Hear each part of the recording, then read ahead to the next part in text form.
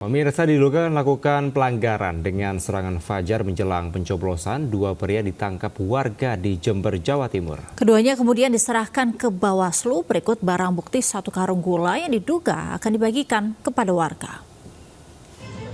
Aman PKD mana? Dua orang pria tak berkutik saat tertangkap warga di Jalan Dr. Sutomo, Jember. Mereka diamankan setelah warga curiga dengan sebuah mobil berhenti di depan salah satu rumah saat tengah malam. Warga sempat menginterogasi keduanya sebelum menggeledah barang bawaan mereka. Warga menemukan 1 karung gula yang diduga akan dibagikan untuk warga agar mendukung paslon tertentu. Uang tersebut kemudian dibawa warga ke Bawaslu untuk mempertanggungjawabkan perbuatannya. Oh itu. Ya akhirnya pulang, nggak taunya anak-anak kok kenal sama supirnya itu. Gitu loh. Terus di dalam mobil ada apa? Kurang paham, yang taunya sudah ada gula deh Pak. Ada gula ya. Gitu. Ada berapa orang? Terlapornya ada 2. Terlapornya ada 2. Itu barang bukti yang diamankan. Barang bukti yang ada di sini tadi ada gula 1 karung, terus ada beberapa bukti video-video dan juga foto. Hingga kini dua pria itu masih diminta keterangannya di Bawaslu terkait aktivitasnya di tengah malam yang kemudian ditangkap warga saat hari tenang pemilu. Dari Jember, Jawa Timur, Bambang Sugiharto melaporkan. Pemirsa, cekcok di jalan, seorang guru madrasah di Jepara, Jawa Tengah menjadi korban penembakan seorang pengemudi mobil mewah. Tak lama usai menerima laporan korban, Satreskrim Polres Jepara langsung menangkap pelaku.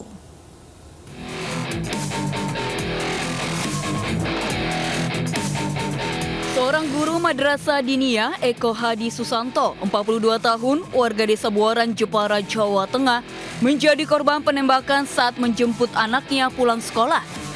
Usai peristiwa itu, korban melaporkan aksi arogan pelaku ke Polsek Mayong.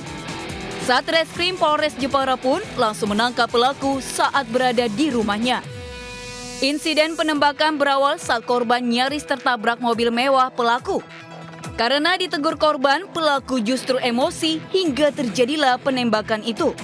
Tidak hanya menembak korban, pelaku juga melampiaskan amarahnya dengan membakar sepeda motor milik korban saat perbaikan di bengkel.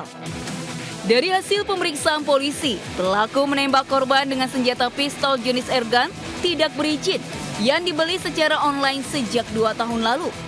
Karena ingin memastikan dan si mobilnya tersangka juga berhenti dan kedua belah pihak sempat terjadi salah paham, kemudian si tersangka merasa tidak terima.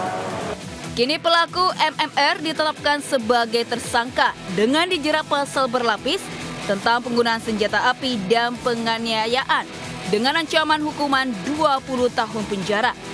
Dari Jepara, Jawa Tengah, Alif Sutarto, iNews melaporkan. Kita awali informasi pertama. Pemirsa, Ketua KPPS di Bima, Nusa Tenggara Barat dianiaya oleh warga saat pemungutan suara di TPS tengah berlangsung.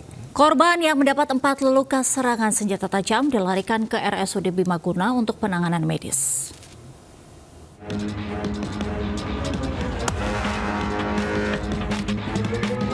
Nasib nahas menimpa Ketua KPPS TPS 02 Desa Waduwani, Kecamatan Woha, Kabupaten Bima, Nusa Tenggara Barat, Aswadin saat pemungutan suara berlangsung Rabu pagi.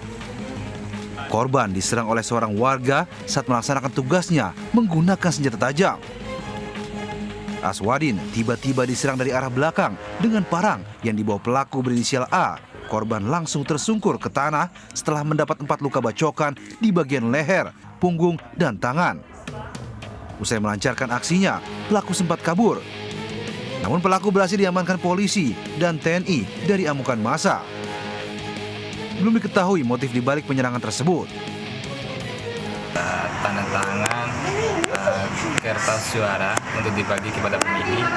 Lalu ya saya kaget, langsung bacok leher saya dan pundak. Saya tahan aja saya. Akibat penyerangan Ketua KPPS itu, pemungutan suara di TPS 02 Desa Waduwani, Bima dihentikan sementara, kemudian berjalan kembali dengan 6 orang anggota KPPS. Sementara korban langsung dilarikan ke RSUD Bima untuk mendapatkan pertolongan medis. Kini korban masih terbaring lemah di RSUD Bima.